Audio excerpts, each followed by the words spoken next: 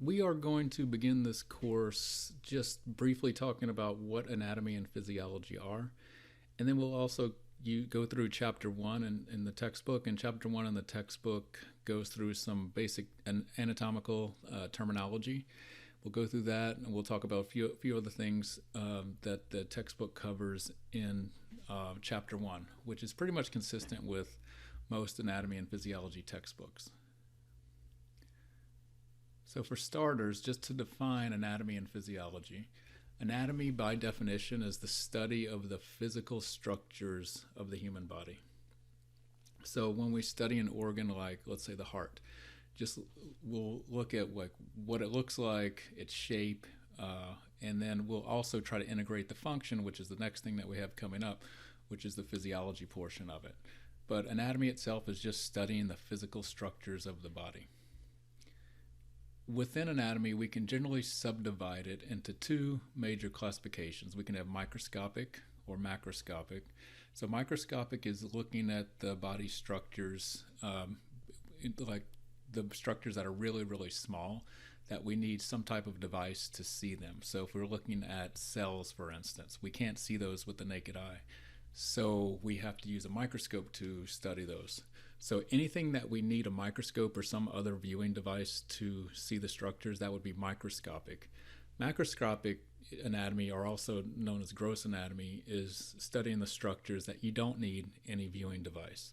So for instance, when we're learning the bones, you can see those with the naked eye. That would be under the umbrella of macroscopic anatomy. So physiology, on the other hand, is how these structures work. So the study of the function of these structures in the human body. And in this course, we're going to go through both. So we'll do a lot of anatomy, looking at the different parts of the human body, the organs and the systems. And then we'll also talk about how they work in the physiology of the human body. So the human body is very organized, and it's broken down into these levels of organization. So starting at the smallest level, we have the chemical level. That would be like atoms and molecules that get together. Those atoms and molecules get together to form cells, and we call that the cellular level. So cells are the basic units of structure and function. The next lecture after this one will be on cytology, which is the study of cells. Cells get together and form tissues. So tissues are a group of cells working together, and there's 4 types of tissues in the human body. They are epithelial, connective, muscle, and nervous. That's it. Those are the only 4 tissues in the body. Everything else can fall into one of those tissues. Then we have the organ level. So tissues get together and form organs. An organ might be the liver or the heart. An organ is 2 or more tissue types working together to form a structure that has a specific function. And then we have the system level, or the organ system level, and this is a group of related organs working together to perform a specific function. This could be like the cardiovascular system, which consists of the heart and the blood vessels and the blood all working together. Then all these systems get together and make up the entire organism, and we'll call that the organismal level. So here's a picture of what we just talked about. So from least complex to most complex, we have these different levels of organization. All right, characteristics of living things, including humans. We have these terms. I'll just kind of give you a quick definition of what we mean by these terms, but all living things have these characteristics. And since we're talking about humans, humans are no different. So first of all, they're very organized. Like we just talked about, there's the different levels of organization. We exhibit metabolism. And so metabolism defined is the sum of all of the chemical reactions occurring in the body. So you may have taken a chemistry class where you learned about chemical reactions. And so some of those reactions kind of build up things in the body. Some of those reactions break down things in the body. So taken together, that all of those reactions occurring reflect our metabolism. So the reactions that build up molecules are called anabolic. Those reactions that break down molecules are called catabolic. Growth and development sound similar, but there is a difference. So growth just means we get bigger as through a certain point of our lives. So we get bigger and increase in size. Development means we become more complex. So if you think of an organ like the brain, so the brain obviously becomes more complex as you go from being an infant to an adult. Responsiveness, or sometimes called irritability, is the ability of the body to respond to some stimulus. So, for instance, if you stepped on something that hurt, you have the ability to remove your foot from that object so you can respond. Or if somebody tells you something, you can respond to them. Regulation means you have the ability to kind of maintain things in the body or regulate things in the body. Things like blood pressure, temperature is a good example of this. pH, so the body's real good at maintaining things within a certain range. And then reproduction just means, well, it actually could mean two things. So it could mean reproducing an entire human being, like a woman giving birth, or it could mean a cell of the body dividing and becoming a new cell and basically replicating itself. Some cells of the body can do that. So these are the major systems we're going to go through in this class. So I'll just run through these, and this gives you an outline of the whole semester, actually. So the integumentary system is the skin and accessory organs. That might include the hair, the nails, and big function. Although there's several functions to all these systems, I'll kind of target the big one. The big function is protection. Move to the bones. So skeletal system, so the bones, another function of the bones would be protection and also support. And movement, if you want to include how the bones work with the muscles, so skeletal muscles. Moving on to the muscular system, specifically this is what we call skeletal muscle, and the big function of skeletal muscle is movement. Moving on to the nervous system. So the nervous system consists of all these nerves running through the body, the brain, the spinal cord, and the big function here is communication. And the way the nervous system communicates with different parts of the body is electrical. So it's an electrical communication system within the body. The endocrine system consists of glands such as the thyroid, the testes, the ovaries, the pancreas. And these are called endocrine glands, and they actually secrete hormones. And these hormones travel in the blood and allow different parts of the body to communicate. So a big function of the endocrine system is the same as the nervous system. It's communication, but the way it communicates is different. So it's chemical with hormones as opposed to electrical that you see in the nervous system. The cardiovascular system consists of the heart, the blood vessel, and the blood vessels and the blood. And big function here is going to be transportation. So things are transported through the body in the blood through the blood vessels. And so things such as oxygen, carbon dioxide, nutrients such as carbohydrate and fat, hormones, all those things have to travel through the body in the blood. So the cardiovascular system has a key role of transportation. The lymphatic system looks kind of similar to the cardiovascular, but it's different. It doesn't contain blood. It contains something called lymph, but its main function is immunity. So this is your immune system. It helps fight off infection and disease. The respiratory system consists of the lungs and the airways, and this is how we get oxygen into the body and exhale lots of carbon dioxide as a waste product. So gas exchange is a big function here, or breathing in general. Digestive system consists of these accessory organs and something called the GI tract that runs through the body, gastrointestinal tract, your intestines, stomach, and then even the esophagus, which is how food gets down to the stomach. So all of that's the digestive system. Obviously, the key function is going to be digestion, so breaking down food and absorbing it. Urinary system consists of the kidneys, urinary bladder, and some other accessory structures. So function of the urinary system is excretion or elimination of waste. Then we have the reproductive system, male versus female. The male reproductive system, the key organ is going to be the testes. Female is going to be the ovaries, and the function of both is going to be reproduction. So it gives you a quick overview of kind of where we're going to go in this class. So backing off a little bit, we'll talk about some more terminology and other things to consider. There's something called the anatomical position. And this is a reference point that's used in human anatomy. So if you look at this woman standing here, she is in the anatomical position. So the anatomical position is standing upright, facing forward, and the palms facing forward. And you're going to learn this term later, but when your palms are facing forward like this is known as a supinated position. So this is the anatomical position that we use as a reference point in anatomy. So planes and sections. So I'm going to talk a little bit about sections first, then we'll move into planes. But a section is an actual cut or slice through something. So if we were examining an organ and we wanted to see what it looks like on the inside, we could cut it and look at what's inside. But it's going to look different depending on how we cut it. So here's a picture from the textbook, but I'm going to just focus on this picture that I drew because I think it's a little bit easier to look at.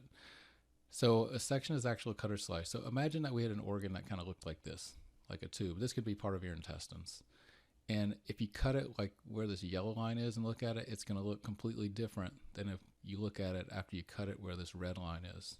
And so we have two major types of sections that we can make. We can make what we call a cross section, which is where we kind of cut across the long axis of a part of the body, or we can look at a longitudinal section. So longitudinal section is going along or with the longitudinal axis or the long axis of a structure. So cross section cuts across, longitudinal goes with the long axis. A plane is a little bit different. So there's different like established planes in the body, and a plane is an imaginary flat surface that passes through either the entire body or just a part of the body. So there's three major planes, and then I'm going to add a fourth. So sagittal plane divides the body into left and right. So that would be this one going right down the middle. So sagittal plane divides the body into left and right. Now, if it's dead center in the middle, we can also call it a mid-sagittal plane, but it could also be a sagittal plane out here somewhere if it still divides the body into left and right. Coronal divides the body into front and back. The coronal plane is also called the frontal plane, and it separates the body into the front and the back. And then transverse, also known as a cross-sectional or horizontal plane, divides the body into top and bottom. And again, it doesn't have to be dead center. It could be here or here. Same with the coronal. It doesn't have to be in the dead center. But as long as it divides the body into those respective regions, it is the plane that we described. And lastly, there's no picture of this, but if a plane cuts across at an angle, it's called an oblique plane. And there's no set way that it goes, but if it's at any angle whatsoever, it's called an oblique plane. You'll see the term oblique a lot in anatomy. It just means at an angle. All right, some directional terms. So I'll put some more up here, but we'll go through the pictures first. So these are terms that you definitely need to know. They're commonly used in anatomy. So, and they come in pairs. So anterior means towards the front of the body. Posterior means towards the back. I'm going to jump down here just for a minute because these mean this exact same thing. Dorsal means towards the back. Ventral means towards the front. So these are two different ways to say the same thing. So easy way to remember that: dorsal, think of a dorsal fin on a fish or a shark, and that means towards the back. Ventral means belly side, so that's towards the front. Superior means towards the top. Inferior towards the bottom, or towards the head, towards the feet. Medial and lateral are terms describing the relationship to the midline of the body. So for these, just assume that there's an imaginary line running through the middle of the body. And if something is towards that midline, it's medial. If it's more away from that midline, it's lateral. So example of that would be, for instance, the right arm is lateral to the chest. So it's away from that midline. proximal and distal have to do with the limbs. So for proximal and distal, there's a point of attachment, and that would be the shoulder for the arms, the hip for the legs. And if something is more towards the point of attachment, it's proximal. If it's away from the point of attachment, it's distal. So for instance, we could say the elbow is proximal to the hand because it's closer to the point of attachment. Or we could say the foot is distal to the knee because it's further away from the point of attachment. Then some other terms that are used, caudal and cranial. We don't use that much in human anatomy, but caudal literally means tail end. Cranial means towards the head. So kind of like superior and inferior, but a little bit different. So caudal is more used in animals. So if you think of like a dog, caudal would be like where the tail is, where the butt is. Cranial would be towards the head.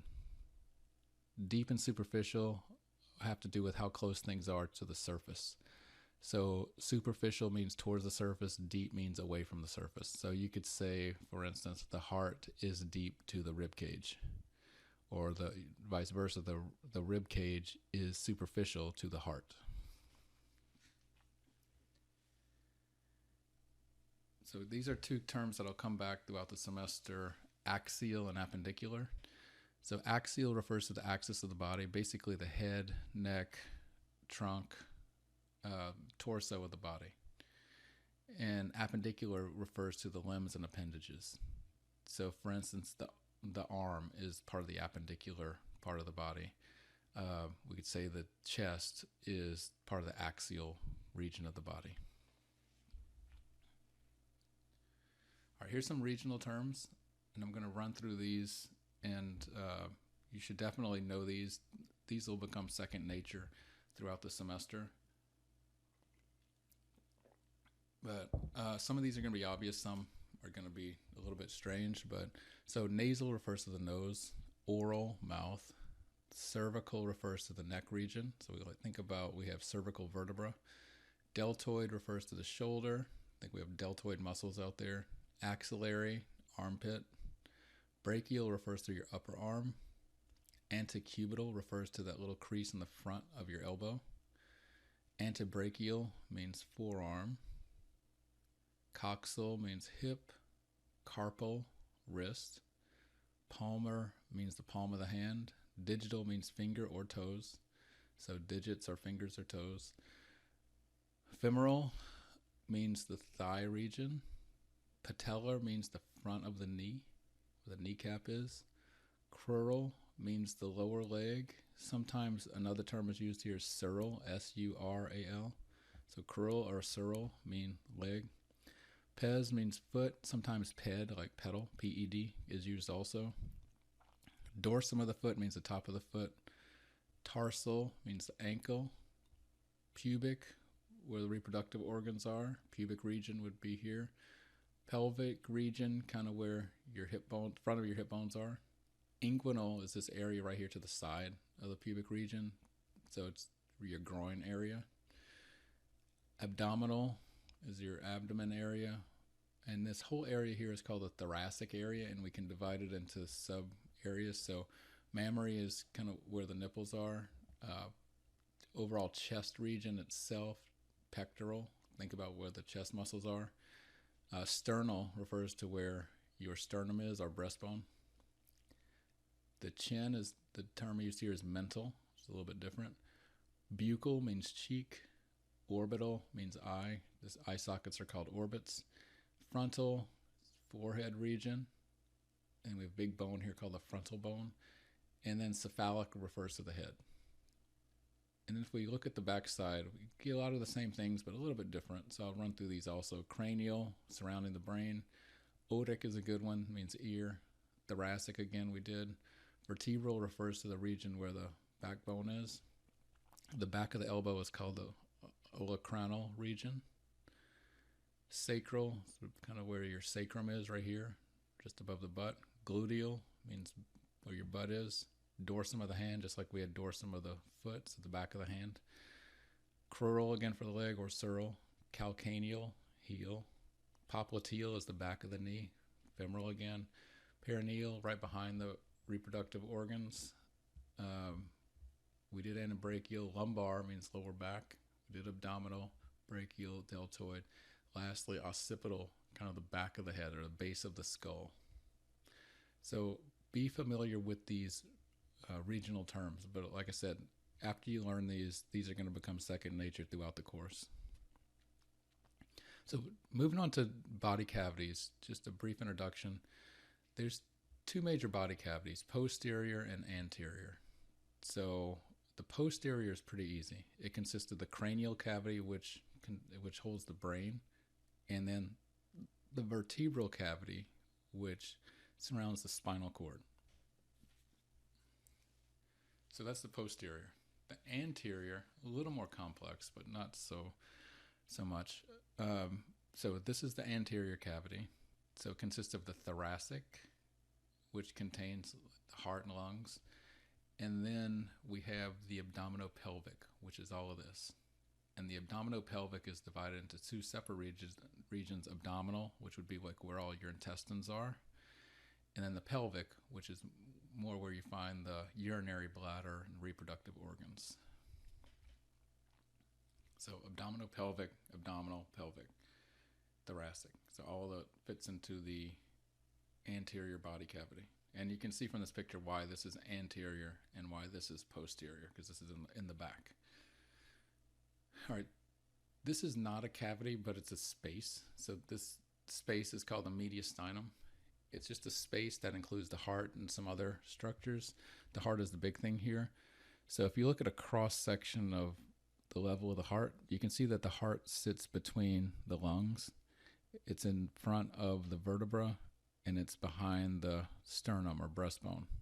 So that space that's surrounded by all those things, surrounded by the breastbone, the lungs, and the vertebra, that's called the mediastinum. And that's where the heart sits. So it's a space, it's not a cavity. It's not a true cavity, but it's a space that includes the heart. All right, so a little bit about membranes. So membranes are involved with cavities, but serous membranes are membranes in the body that surround some organs. There's a few specific organs that are surrounded by these serous membranes. So a serous membrane, by definition, is going to have two layers. The inner layer is called visceral, the outer layer is parietal. So if we look at this going around the heart, you can see that there's a two-layered membrane surrounding the heart, and that inner layer is called the visceral layer. The outer layer is called the parietal layer. And between the two, we have a cavity. So that little blue space would be the cavity. It's called a serous cavity, and it contains fluid that's called serous fluid. The function of these serous membranes is really just to protect the organs. So you get this little fluid layer that kind of cushions and reduces friction around some organs. So the three major serous membranes that we have, one surrounds the heart, it's called the pericardium. One surrounds the lung, it's called the pleura. And those two are shown here in this picture. And so just like we name those layers, we have, if we're talking specifically about the heart, we have a parietal pericardium and a visceral pericardium. Talking about the lungs, we have a parietal pleura and a visceral pleura, along with the pleural cavity. And then the one big serous membrane in the abdominopelvic region is called the peritoneum. You can see this gets a little more complex as it goes all around your intestines, but same thing, you'll have a visceral layer and a parietal layer. Those are labeled, but it's a little bit harder to see. And the cavity between the two is called the peritoneal cavity that has the serous fluid in it. All right, so finishing up here with this introduction, we're going to kind of look at ways to describe regions within the abdominopelvic area. So these are called abdominopelvic regions. So if you draw two imaginary lines across, one kind of at the top of your hip bone, another kind of around the base of the ribs, and then we have two vertical lines right around the area of the nipples. So we get 9 regions. So in the center, we call this the umbilical region. Above that, epigastric. Below that, hypogastric. So that's a good way to get started. Hypo meaning below, epi meaning above. Then if we go out to the right and left lumbar regions, which are, you can think of your lower back area, that's about the region it would be. And then going down where your hip bones are, right and left iliac regions. And then lastly, right and left hypochondriac regions. So these are useful to describe kind of the location of certain organs in these areas. And so if we kind of go through the different areas, this gives you an idea of some of the major organs found there. And there's obviously some overlap here. So epigastric, you get a big part of the liver, which is this organ, part of the stomach, some of the pancreas, adrenal glands, small intestine. So obviously the big thing here is the liver. Umbilical, lots of intestines. So colon, which is the large intestine, and then lots of your small intestine. Hypogastric, big thing here would be the bladder. That makes it unique. You still get the intestines, but the bladder is important. There's the urinary bladder. So right hypochondriac, left hypochondriac, you're getting for the right, big thing that stands out here, like part of the liver again, and the gallbladder, which you can't see here, but the gallbladder is a structure attached to the liver. Left hypochondriac, getting a little bit of the stomach, which is this. Big thing here would be the spleen. So spleen is a lymphatic or immune organ that's found right here against your rib cage. And then part of the kidneys on either side. Right lumbar, left lumbar, you still get the intestines. The other thing here, you just get, there's something called the cecum, which we'll get back to with the digestive system. So we'll talk about that at another point in time. But really, it's just lots of intestines in here. And then the iliac region, big thing here, specifically on the right side, you're going to get your appendix. A little bit of intestines in each, but something called your vermiform appendix hangs off your large intestine right here. So appendix. All right, to make this a little bit simpler, a lot of times in clinical situations, they use quadrants instead of regions, just a little bit easier. So this time we're just going to have two lines. So one in the middle going down, one going across, intersecting about where the umbilicus is, or belly button. So we call these quadrants. So right upper quadrant, left upper quadrant, right lower quadrant, left lower quadrant. Notice the abbreviations. Those are commonly used in clinical situations to describe a pain someone may be having. But same thing, like you can see from this picture, although it's not as clear, what organs kind of fall into which. So the liver is mainly going to be in the right upper quadrant, stomach mainly in the left upper quadrant, gallbladder is right here, right upper quadrant. Appendix that I talked about is right here, so right lower quadrant. For a left lower quadrant, mainly just intestines. But this is just another way to kind of look at it. It's a little bit simpler, actually.